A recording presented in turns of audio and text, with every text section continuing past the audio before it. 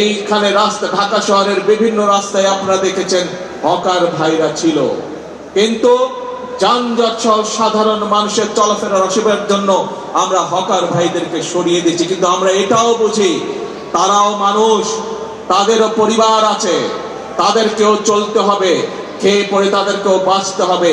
সেজন্যই আমি সংশ্লিষ্ট কর্তৃপক্ষকে সাথে সাথে নির্দেশনা দিয়েছি যে হকার উচ্ছেদ করলে শুধু হবে না, এই মানুষগুলো যাতে খেয়ে পড়ে বাঁচতে পারে, কর্মসংস্থান পারে, ব্যবসা করতে পারে, তারও ব্যবস্থা করতে হবে। এবং আপনারা দেখেছেন এরই মধ্যে তার প্রক্রিয়া শুরু হয়েছে। আমরা জানি সকলকে হয়তো একসাথে আমরা ব্যবস্থা করে দিতে পারবো না, পর্যায়ক্রমিক ভাবে আমরা ব্যবস্থা করব, কিন্তু ইনশাআল্লাহ আপনাদের নির্বাচিত সরকার অবশ্যই খেটে খাওয়া মানুষের কর্মসংস্থানের ব্যবস্থা করবে। এবং সে কারণেই আপনারা দেখেছেন গতকাল থেকে উত্তর মহানগরী এবং দক্ষিণ মহানগরীতে এই প্রক্রিয়া শুরু হয়ে গিয়েছে।